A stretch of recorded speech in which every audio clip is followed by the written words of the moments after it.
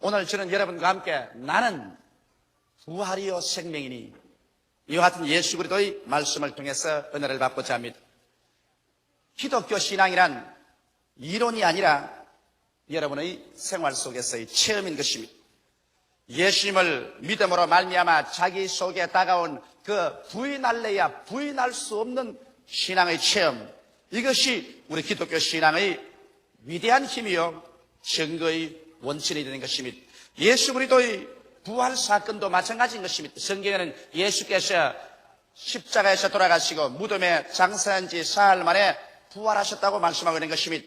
이것을 우리가 과학적으로, 역사적으로, 논리적으로 얼마든지 확실하게 증거할 수 있는 사실입니다. 그러나 그 무엇보다도 확실한 증거는 이 부활하신 예수께서 여러분과 나의 속에 들어와서 우리에게 위대한 부활의 체험을 주시고 계신다는 이 사실이 세상 누가 뭐라고 부정해도 그것에 굴복할 수 없는 확실한 증거가 되는 것입니다.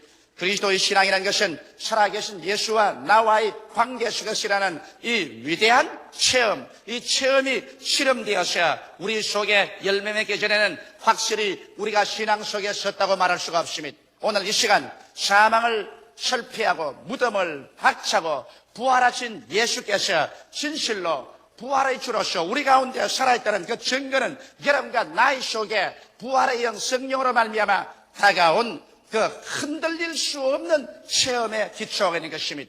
우리는 예수 그리스도를 부활의 주로서 모심으로 우리의 생활 속에 어떠한 체험이 다가왔나요? 첫째로 우리의 영혼 속에 예수님을 영접함으로 말미암아 우리의 영혼이 부활함으로 말미암아 우리는 그리스도의 부활을 부인할래야 부인할 수 없고 안 믿을 수가 없는 것입니다. 성경에는 에베소서 2장 1절에 말하기를 너희의 허물과 죄로 죽었던 너희라고 말한 것입니다. 오늘날 예수를 믿지 않은 사람은 하나님이 정의하실 때 너희 허물과 죄로 죽은 자라고 말하고 있는 것입니다. 죽음이라는 것은 없어지는 것 아닙니다. 우리 생각에는 죽는다 그러면 없어진다 그렇게 생각하는데 그거는 잘못된 정의인 것입니다. 죽음이라는 것은 없어지는 것이 아니라 교통이 끊어진다 이 말씀인 것입니다. 여러분 샘물이 활활 흘러내릴 때는 그 물이 살아있는 물입니다. 생수입니다. 그러나 만일 샘물이 끊어져서 옹달아 뭉쳐지면 그것은 썩은 물이 되고 죽은 물이 되고 마는 것입니다. 어떠한 가정도 부부간에 교통이 끊어집니다. 서로 논쟁하고 아내와 남편 간에 그만 교통이 끊어져 버리고 말면 그 부부간의 결혼 생활은 죽은 결혼이요 그 가정은 죽어버리고 마는 것입니다. 여러분 사람이 살았다 할 때는 서로 말하고 대화를 통해서 교통이 이루어집니다만 사람이 죽었다는 것은 죽고 나면 불러도 대답하지 아니하고 울어도 사랑해도 반응이 없습니다. 그러므로 교통이 끊어질 때 죽었다고 말하는 것입니다.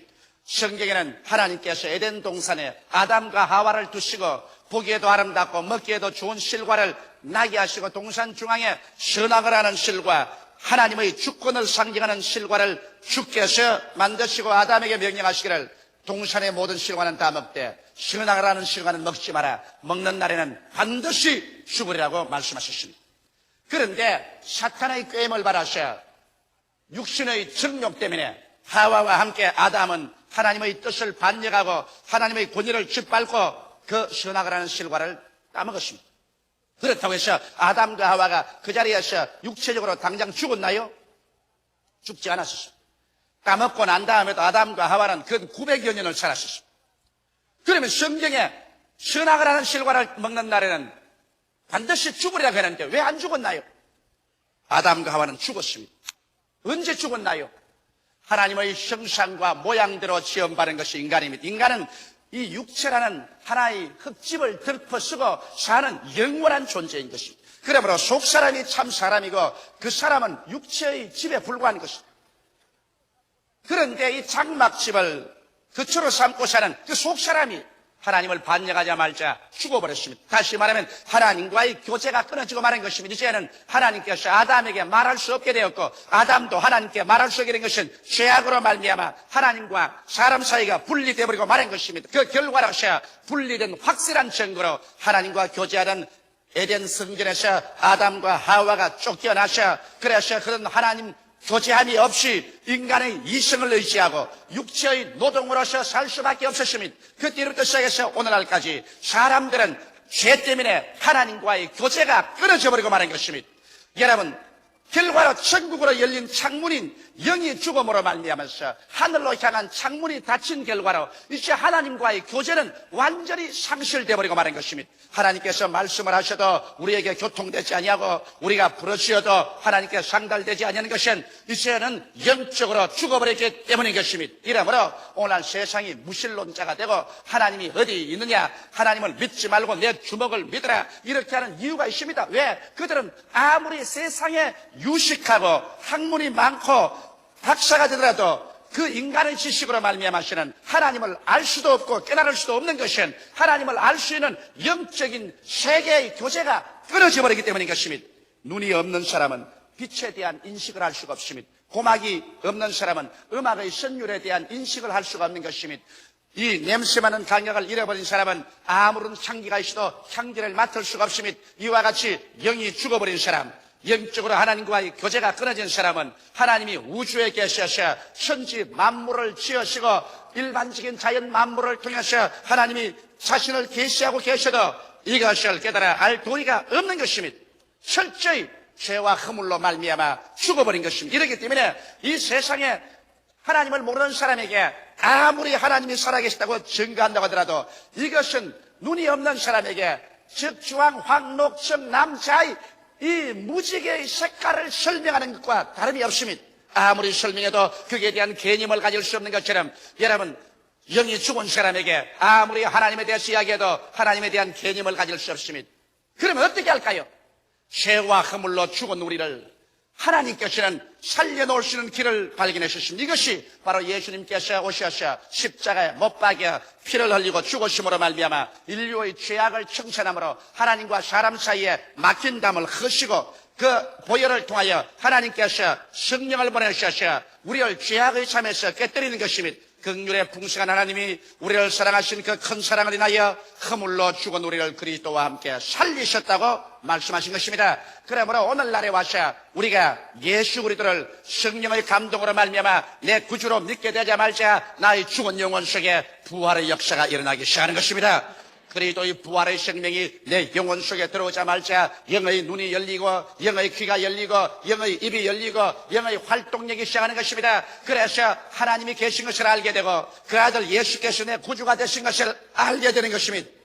그리고 영의 귀가 열려서 하나님 말씀을 들을 때 말씀이 내 마음속에 와서 깨달아지고 꿀보다 더 달고 숭이꿀보다 더 달아서 성경 말씀을 통하여 하나님의 지식을 얻고 하나님의 지혜를 얻으며 하나님의 판단력을 얻으며 하나님의 성령께서 우리에게 임하시면 우리가 입을 열어서 하나님을 향하여 아바 아버지라 부르게 되고 예수 그리스도를 구주로 시인하게 되며 우리의 생활 속에 이제는 영적 활동이 일어나서 우리가 나아가서 여호와를 찬미하고 사람들에게 전도하고 주의 사업을 하게 되고 이래서 우리 예수 믿는 사람에게 하나의 새로운 세계가 다가오게 된 것입니다. 예수 믿기 전에는 육신의 물질적인 세계밖에 없었는데 예수를 믿자 말자 영의 새로운 세계가 다가와서 그래서 영원한 하나님이 계신 세계가 나의 속에 체험적으로 들어옴으로 말미암아 우리는 두 세계 속에 동시에 살게 된 것입니다. 물질적인 세계에 살 뿐 아니라 우리는 영적인 신령한 세계 속에 들어와서 살게 됩니다. 이러기 때문에 우리는 이제는 하나님을 사랑하고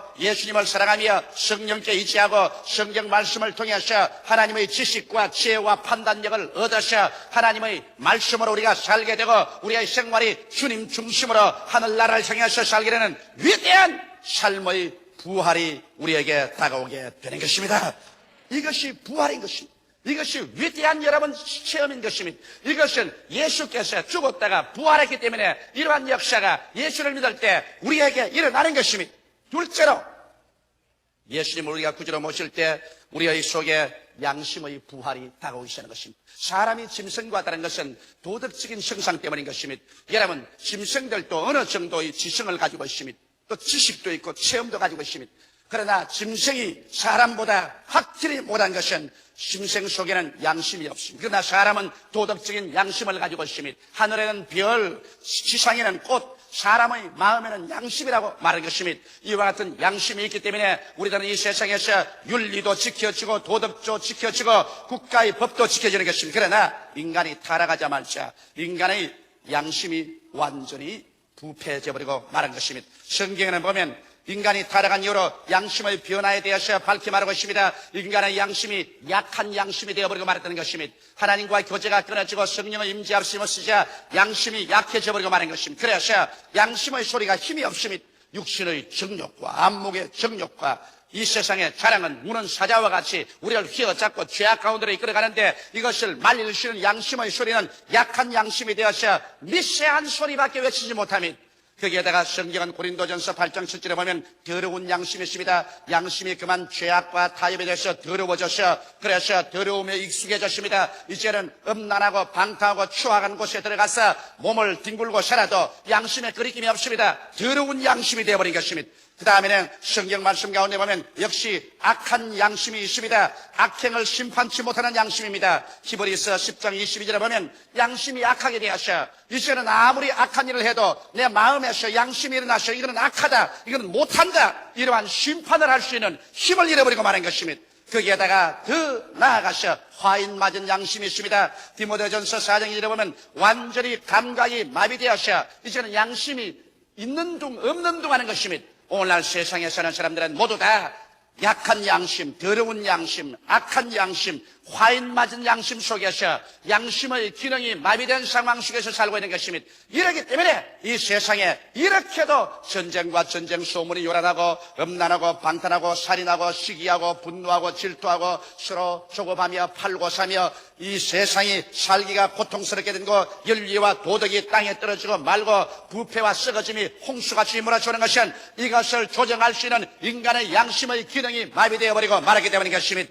약한 양심, 더러운 양심, 악한 양심, 화인 맞은 양심을 가지고서 이 세상에 윤리와 도덕이 실천될 수 없습니다. 이러한 인간에게 예수 그리스도가 구주로 임재하고 부활하신 영 성령이 우리 속에 맞아 우리의 가슴 속에 놀라운 양심의 부활이 다가오는 것을 우리는 체험하게 되는 것입니다. 이 양심의 부활은 뭘까요? 성경에 보면 베드로전서 3장 21절에 선한 양심에 대해서 말했습니다. 오직 선한 양심이 하나님을 향하여 찾아가는 것이라. 예수님이 우리 가슴 속에 들어오자 이 양심이 선하게 변화되는 것입니다. 선한 양심이 되자 선한 양심은 우리를 끌어서 하나님께로 향하여 찾아갑니다. 우리의 손을 잡고서 하나님께로 나아가서 천지와 만물을 지으신 위대한 하나님 앞에 우리의 무릎을 꿇게 하는 그러한 인도자가 되어주는 것이요. 부활의 예수께서 우리 속에 들어오자마자 청결한 양심이 부활합니다. 죄의 더러움을 심판하는 청결한 양심이 부활해서 여러분과 내 마음을 회개하게 만들어주는 것입니다. 그래서 죄악의 모든 더러움에서 우리 자신을 씻고 정결하게 되는 이와 같은 역사가 일어나는 것입니다. 이것은 디모데후서 1장 3절에 분명하게 말하고 있습니다. 디모데전서 1장 19절에 보면 그 다음엔 착한 양심이 생겨납니다. 무법과 불의를 꾸짖고 믿음과 순종을 가져오는 착한 양심이 마음속에 부활해서 일어나는 것입니다. 선한 양심, 정결한 양심, 착한 양심이 우리 마음속에 부활해서 일어나면 이 양심의 위대한 능력을 통해서 우리들은 이제 하나님을 찾게 되고 그리고 회개하고 죄를 멀리하고 청결한 양심을 갖게 되고 착한 양심을 통해서 무법과 불의를 꾸짖고 믿음과 순종을 가져오며 윤리와 도덕을 따라서 살 수 있는 위대한 생명의 부활이 우리의 양심 속에 일어나게 되는 것입니다. 이렇기 때문에 오늘날 물질 만능의 세계 속에서 여러분 젊은 청년들, 오늘날 우리 중년에 이런 사람들, 노년들 누구를 알 것 없이 이 혼탁한 세상 속에서 개인이나 가정이나 사회나 국가가 잘 살려면 양심의 부활이 다가와야 되는 것입니다. 양심이 부활하지 아니하고는 아무리 지식을 많이 얻으면 교활하고 악한 지식을 가진 사람이 되고 마는 것입니다. 여러분, 양심의 부활이 없이 물질적으로 부흥하면 허랑, 방탕, 음란의 동안이가 되어버리고 마는 것입니다. 우리에게 필요한 것은 오늘날 위대한 양심의 부활이 오늘 지식의 팽창과 물질적인 부흥과 동행하지 아니하면 우리의 삶은 비참하게 되어버리고 마는 것입니다. 반드시 교육을 많이 받았다고 그 사람이 잘 사는 사람 되는 것 아닙니다. 그 나라가 물질적으로 부강하게 되었다고 위대한 나라, 잘 사는 나라가 되는 법이 없습니다. 위대한 양심의 부활이 없이 이러한 일은 일어날 수가 없는 것입니다.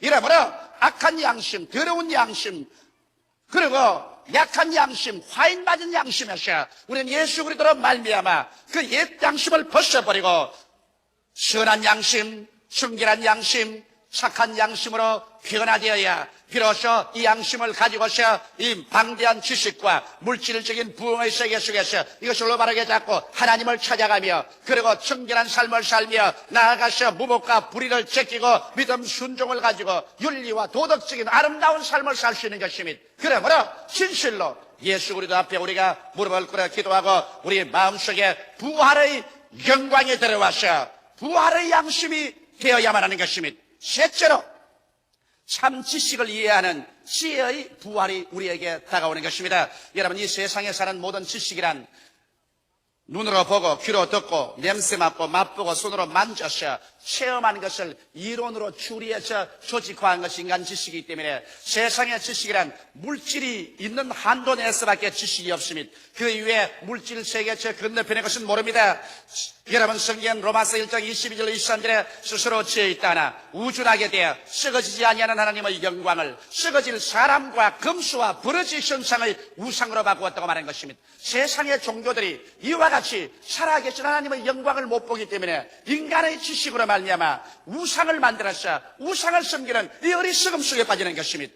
그렇지 않으면 세상의 지혜라는 것은 고린도전서 1장 18절에 십자가의 도가 멸망하는 자들에게는 미련한 것이요 구원은 우리에게는 하나님의 능력이라고 말했는데 이 세상사한 지식으로서는 예수께서 하나님의 아들이신 것과 그 십자가에 죽었다가 부활한 것이 우리를 구원하는 하나님의 위대한 은총과 사랑이라는 것을 깨닫지 못하기 때문에 세상의 지혜나 지식은 멸망하는 지혜와 지식인 것입니다. 이 세상에 선생이 어디 있으며 변사가 어디 있으며 지혜 있는 자가 어디 있냐고 바울은 탄식했습니다. 사람의 지식으로서 사람의 지혜로서 하나님을 알지 못하므로 하나님은 지혜 지식을 인간적인 것으로 멸하시고 전도의 어리석은 것으로 사람들을 구원하시기를 기뻐하신다고 말씀한 것입니다. 그러므로 오늘날 참 지식의 부활은 예수께서 우리의 구주된 것을 믿고서 부활한 예수를 우리의 가슴 속에 모시들 때 예수님으로 말미암아 이제는 계시적인 지식으로 우리에게 다가오는 것입니다. 부활한 예수님이 주시는 지식, 이것은 마태복음 11장 27절에 예수님이 친히 말씀하셨습니다. 내 아버지께서 모든 것을 내게 주셨으니 아버지 외에는 아들을 아는 자가 없고 아들과 또 아들 소원대로 계시를 받는 자 외에는 아버지를 아는 자가 없느니라. 이 세상에 아들과 아들의 소원대로 계시를 받지 않고는 아버지를 아는 자가 없습니다. 인간의 과학이나 철학이나 연구를 통해서 아버지를 알아요. 천만에요. 주는 그리스도시요 살아계신 하나님의 아들이라고 베드로가 고백할 때 예수께서 말씀하기를 바요나 시몬아 내가 보겠도다. 이것을 내게 알게 한 것은 혈과 육이 아니요 하늘에 계신 내 아버지가 알게 하시느니라고 말씀하신 것입니다.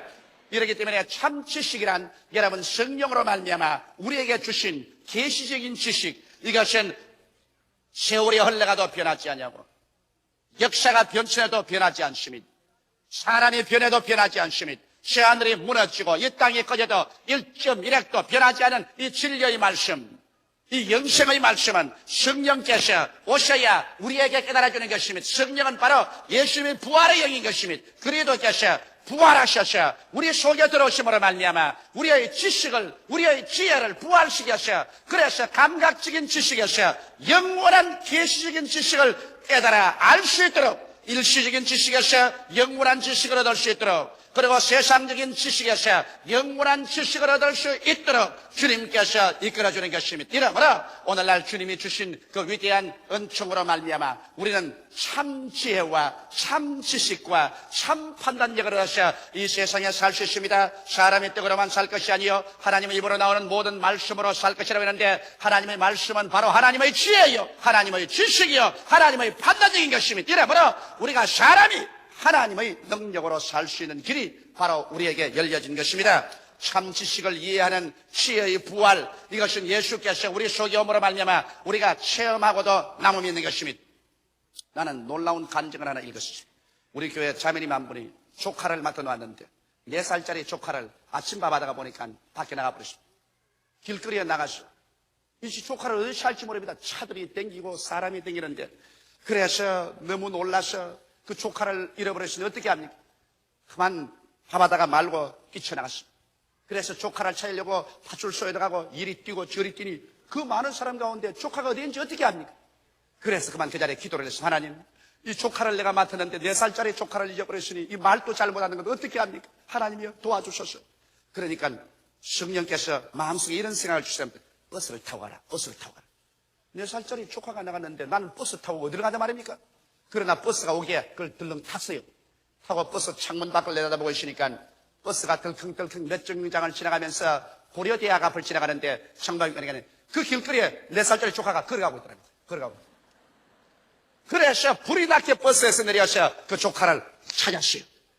4살짜리 조카가 아침에 일어나서 자기 집에 간다고 정처 없이 걸어간 것이 고려대학 앞까지 걸어갔어요. 그걸 하나님 성령만이 아시지. 그걸 다른 데서 찾으시면 그 애를 잃어버리고 말할 것인데 버스를 타라. 버스를 타라 해서 버스 타고 가다가 애를 찾았어요. 이 놀라운 기적 아닙니까? 하나님의 지혜와 지식이 아닌 것입니까? 부활하신 그리스도가 우리와 같이 계시면 우리가 기도하고 믿고 생활할 때 하나님의 지혜, 하나님의 지식, 하나님의 판단력을 주시는 것입니다.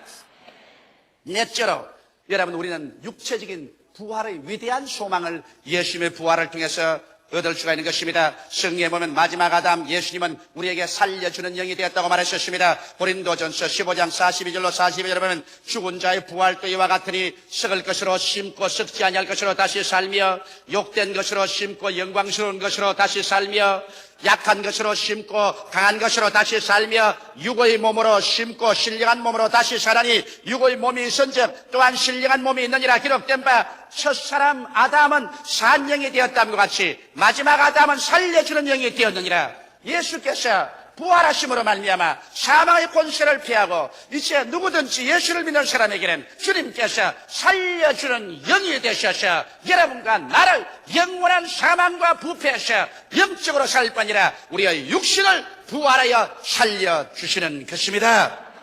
이러므로 여러분 생각해 보십시오. 여러분과 내가 일시에 변화를 바라셔 우리의 모든 몸이 영광스러운 몸으로 강한 몸으로 신령한 몸으로 변화되어 가지고서 눈 깜박할 사이에 번개불같이 이쪽 하늘에서 저쪽 하늘까지 날아갈 수가 있고 우리는 다시 앓는 것이나 고가는 것이나 죽는 것이나 이별하는 것이 없는 이러한 삶을 얻게 될 때 얼마나 큰 영광이 겠습니까? 바로 이것을 예수께서 이루시기 위해서 그 몸으로 인간을 구원하시기 위하여 십자가에 못 박여 죄를 청산하시고 신이 죽음에 들어가셔서 무덤에 들어갔다가 사망을 철폐하고 무덤의 문을 무너뜨려버리고 주께서 영원한 생명의 영광 첫 열매로서 부활하고 말한 것입니다. 여러분 복숭나무에 젖붙이면 복숭아가 엽니다. 배나무에 젖붙이면 배가 엽니다. 부활하신 예수 그리스도에게 여러분과 내가 모두 다 젖붙임을 받으시니 이제 여러분과 나의 속에는 부활의 생명이 넘쳐나게 되는 것입니다.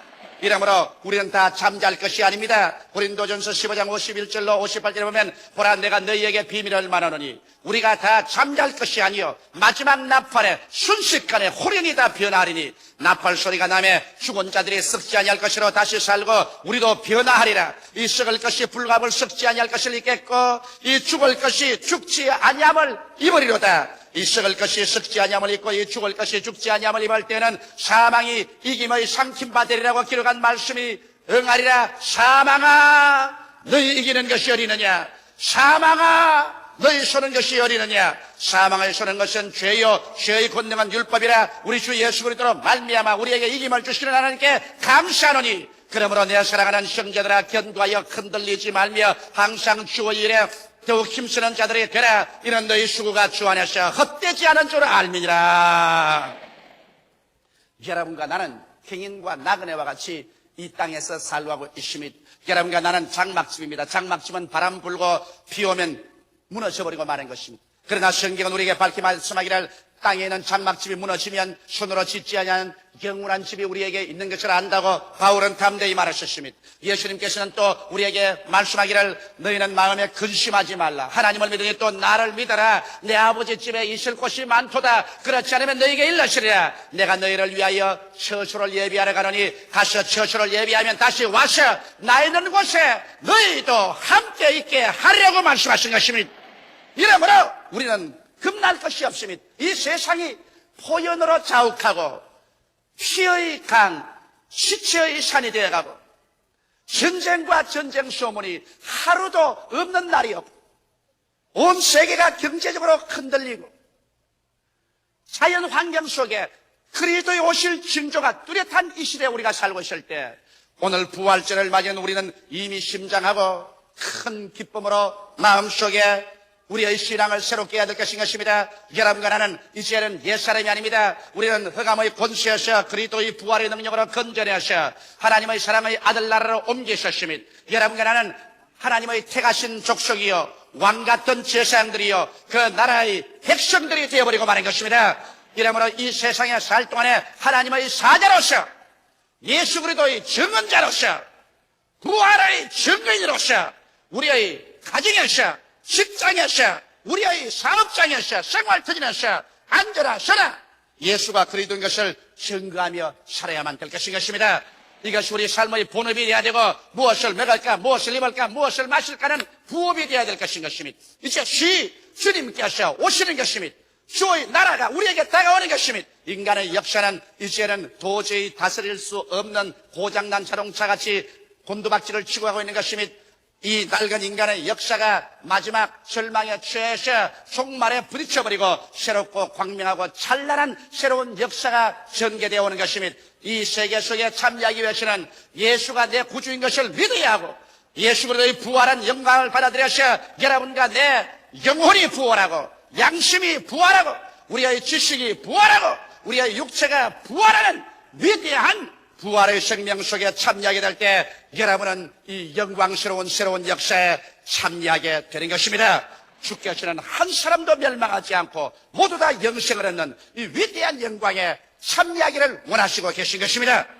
다 같이 예수께 기도드리겠습니다. 살아계신 하나님 우리 아버지 예수께서 부활하셔서 사망을 철폐하시고 생명을 가져오게 되신 것을 감사합니다.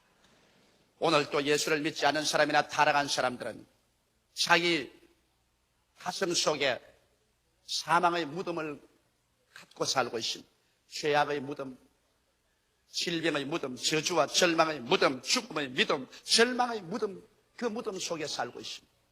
하나님 우리 아버지여 예수 이름으로 기도하오니 오늘 이 시간에 이 부활의 영광스러운 날에 모두 다 그 무덤에서 해방되어 나오게 도와주시옵소서. 나는 부활이요 생명이니 나를 믿는 자는 죽어도 살겠고 살아서 나를 믿는 자는 영원히 죽지 아니하려는 주의 영광을 받아들이게 하여 주시옵소서. 오 우리 아버지 하나님이 예수를 믿는 우리들은 우리 속에 영혼이 부활하고 양심이 부활하고 지식이 부활하고 육체가 부활해서 부활의 사람이 된 것을 다시 한번 확정하고 이 부활의 생명 속에서 그리스도의 모습을 더욱 닮아가는 우리들이 되게 하여 주옵소서. 예수님 이름 받들어 기도드리옵나이다. 아멘.